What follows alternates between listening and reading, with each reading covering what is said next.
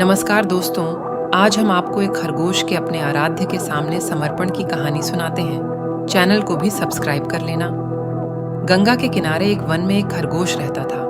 उसके 3 मित्र थे, बंदर, सियार और ऊदबिलाव। चारों ही मित्र दानवीर बनना चाहते थे। एक दिन बातचीत के क्रम में उन्होंने उपोसट के दिन परम दान का निर्णय लिया, क्योंकि उस दिन के दान का संपूर्ण फल प्राप्त होता है। ऐसी बौद्धों की अवधारणा रही है।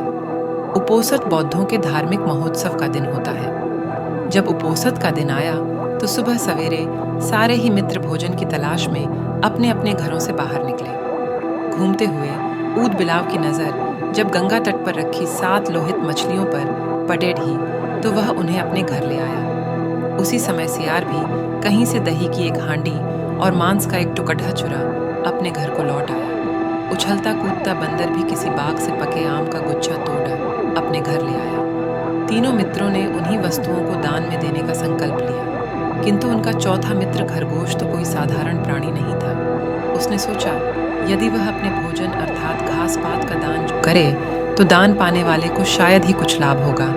अतः उसने उपोसत के अवसर पर याचक को परम संतुष्ट करने के उद्देश्य से स्वयं को ही दान में देने का निर्णय लिया। उसके स्वयं के त्याग का निर्णय संपूर्ण ब्रह्मांड को दोलायमान करने लगा और शक्र के आसन को भी तप्त करने लगा।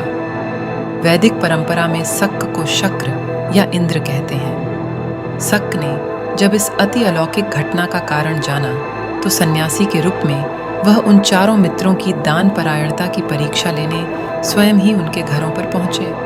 ऊदबिलाव, सियार और बंदर ने शक्र को अपने अपने घरों से क्रमश मछलियाँ, मांस और दही एवं पके आम के गुच्छे दान में देना चाहा, किंतु शक्र ने उनके द्वारा दी गई दान की वस्तुओं को ग्रहण नहीं किया। फिर वह खरगोश के पास पहुंचे और दान की याचना की। खरगोश ने दान के उपयुक्त अवसर को जान याचक को अपने संपूर्ण शरीर के मांस को अंगीठी में सेंक कर देने का प्रस्ताव रखा। जब अंगीठी जलाई गई तो उसने 3 बार अपने रोमों को झटका ताकि उसके रोमों में बसे छोटे जीव आग में न जल जाएं। फिर वह बड़े शालीनता के साथ जलती आग में कूद पड़े ढा। शक्र उसकी दानवीरता पर स्तब्ध हो उठे। चिरकाल तक उसने ऐसी दानवीरता न देखी थी और न ही सुनी थी।